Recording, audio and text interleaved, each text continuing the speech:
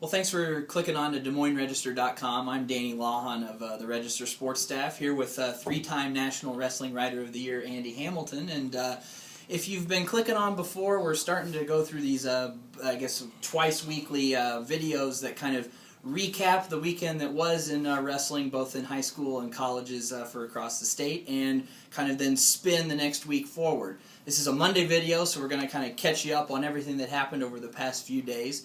And Andy was actually at the Battle of Waterloo for really what brought really an inter-class, I guess, showdown for West Delaware. Its latest kind of set of tests, if you will.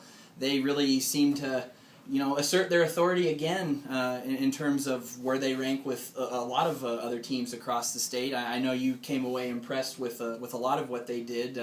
Kind of talk about that performance and where you kind of see the season going then.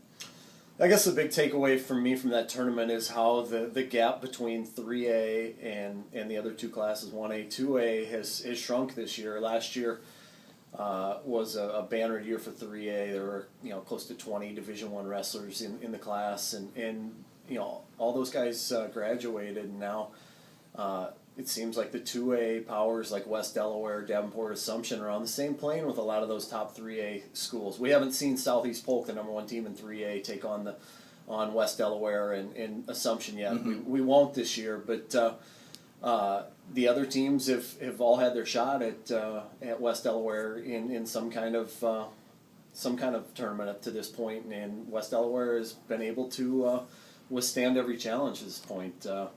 It took out Assumption last night to clinch the title after it had beaten Cedar Rapids Prairie in the first round of the round robin, and then took out Linn-Mar in the second round of it. And the thing that struck me with West Delaware last night was the first go round a week ago at the Five Seasons Duels. Those were meets that went down to the 14th match, and this time around they widened the gap. West Delaware turned some results around. Matches that had lost the first go round, they won this time.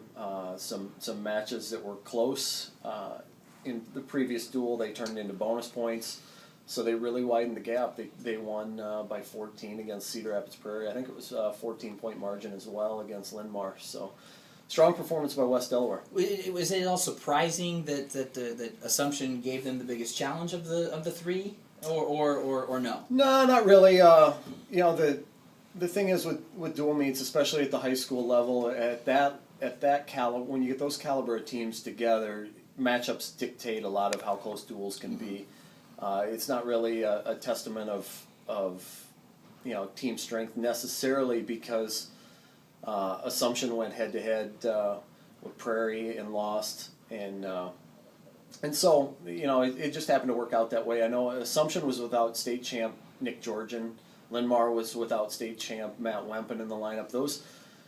Those absences made it kind of tough on those teams to compete with a team of West Delaware's caliber, because West Delaware has the three big guys up top, Adam Reth, Jason Goebel, Dean Brogenhammer, and those guys are undefeated to this point, and I think like close to 90-some% of their matches have turned out to be max points to this point in the season. They've really been beating up on people, and then they've got the little guys down low with Patrick Woods and Zach Less, and they've got some guys in the middle, so you really can't get on a very good roll against West Delaware. They make it hard in a dual meet setting to get any momentum.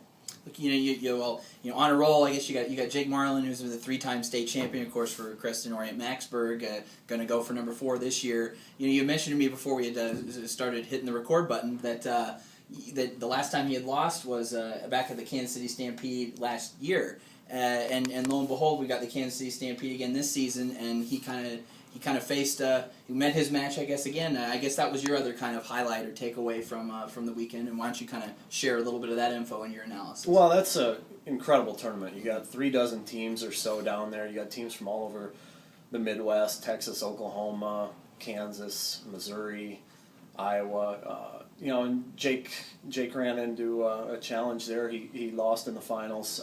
There were Got 3 or 4 Iowa kids that placed in the top 3. Tanner Roweeder from Dowling was third at 106. Logan Ryan from Bettendorf was third at 132. Marlin was second at 138. His teammate Keaton Hewlett was was second at 195, and Freddie Stroker of Bettendorf remains on a pretty good roll. He was beating people up down there, and he scored a fall in the finals at 126. What did that type of learning experience? I guess what does it?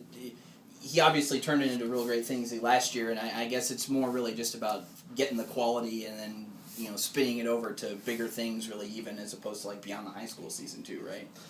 Yeah, that's like I said, like we talked about earlier, the level of competition there. You find out where you're at when you're beating up people and you're pinning people in the first period, like Marlin has a lot here in the past 3 years. You don't learn as much about where you need to get better as you do when you get some people that can highlight your weaknesses a little bit, exploit them.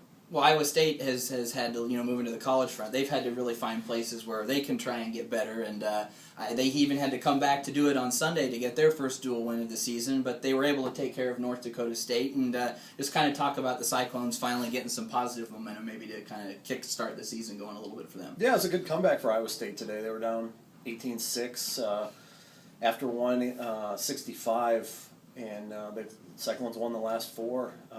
Tanner Weatherman, Boaz Beard scored decision wins, and then Kyvan Gadsden got a major decision, and with the duel on the line, Matt Gibson scored a fall at heavyweight. So it propels Iowa State into the break here a little bit. They'll come back at Midlands afterward, but I think the Cyclones have got to be feeling a little bit better about things right now.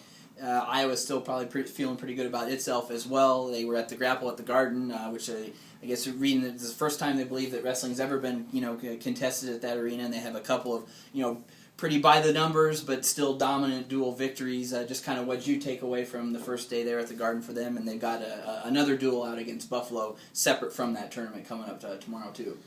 Yeah, Iowa won 18 of 20 matches today. The big one, I think, if you're a Hawkeye fan, that you'd like to see is Mark Ballweg winning 3-2 at 141 pounds against ninth-ranked Luke Vaith of Hofstra. That was probably the marquee match of the duel today, and in the Hofstra duel at least.